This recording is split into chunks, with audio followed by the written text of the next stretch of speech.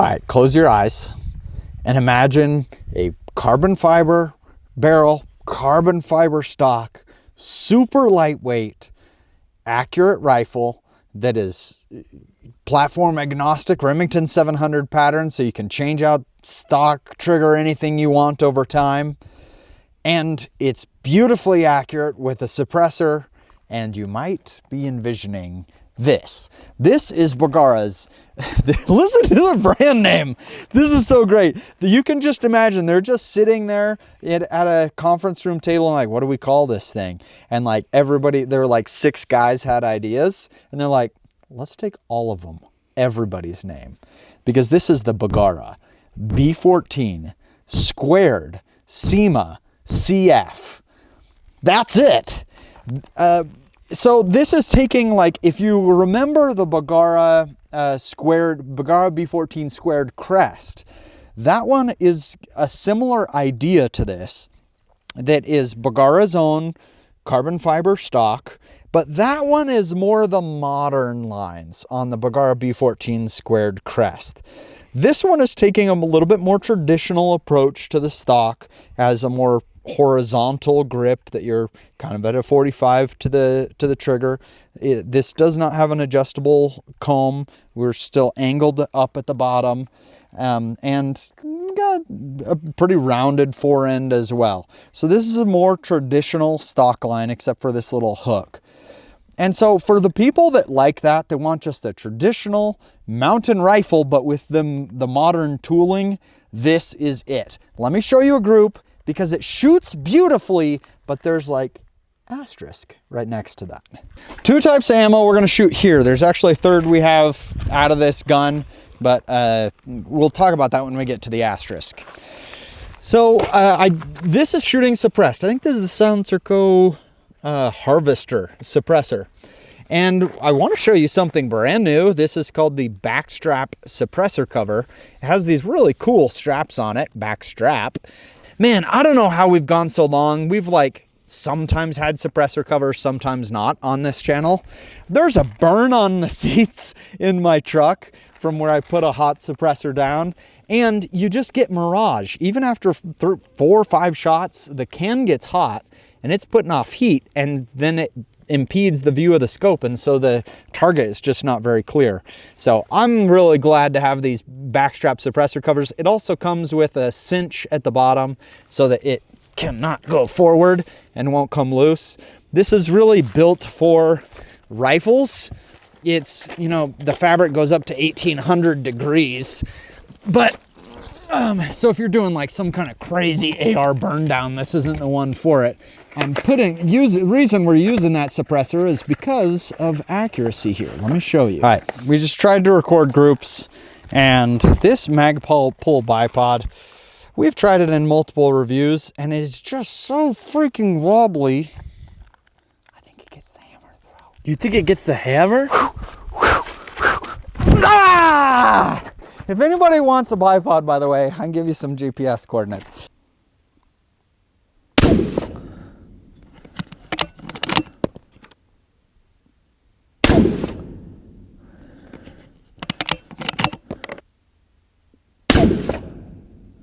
All right, that is a solid group. We're probably just barely over half, and that's what we've been seeing with this. Like, that is a lightweight rifle. Oh, the number one comment on my reviews is, what cartridge is it? Somehow I always forget to say, this is a 6.5 PRC. Shooting awesome.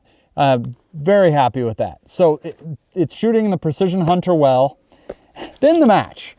So Hornady match today is not performing well in this, but these are the gold primered Hornady match. Sometimes you get the gold, sometimes you get the silver.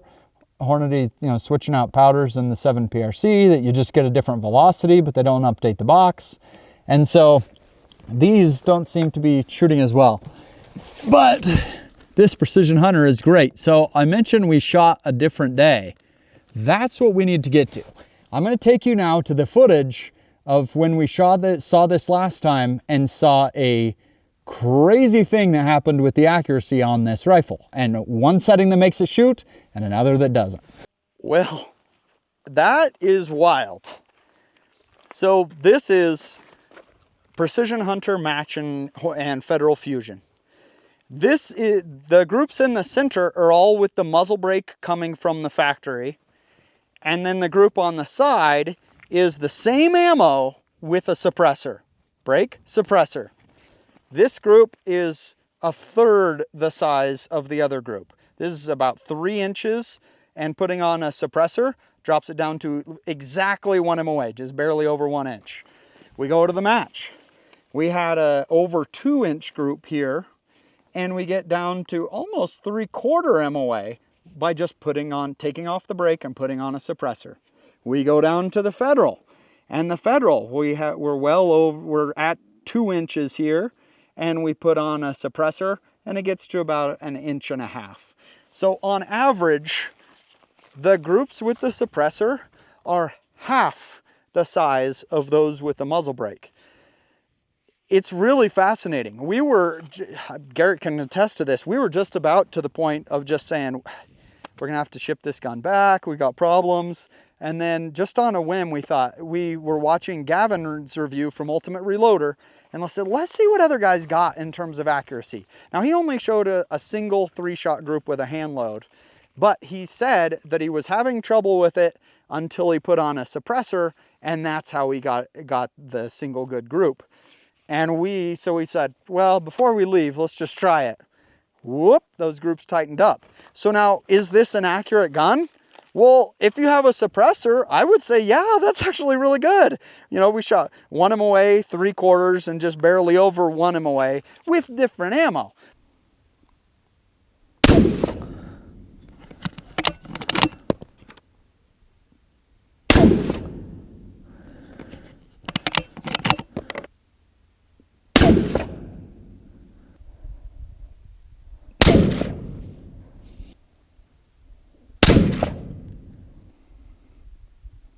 All right, fantastic.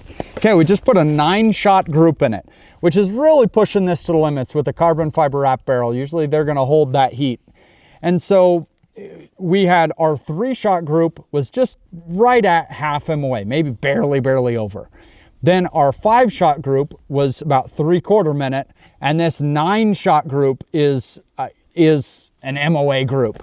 And so the accuracy here is awesome. Like, there's nothing to complain about there. That's an accurate, lightweight mountain rifle in 6.5 PRC. So, simple question, Finns or the Spaniards?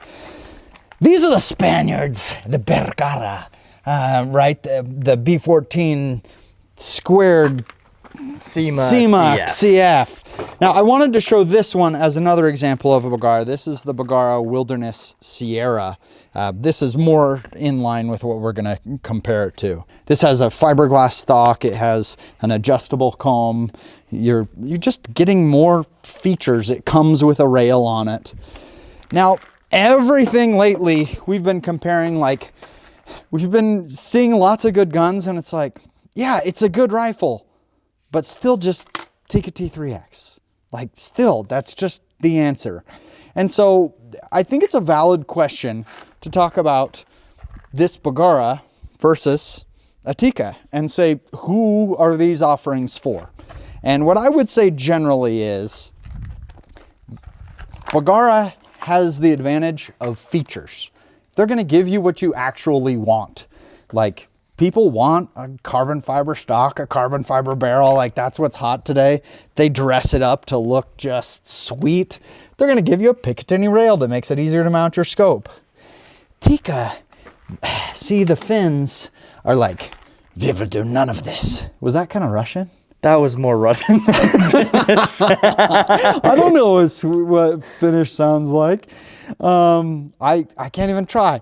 But they're like, we will do none of this. We will give you a very bare bones, very plasticky stock. You will not even get a Picatinny rail. That everybody has a Picatinny rail on the rifles coming out these days.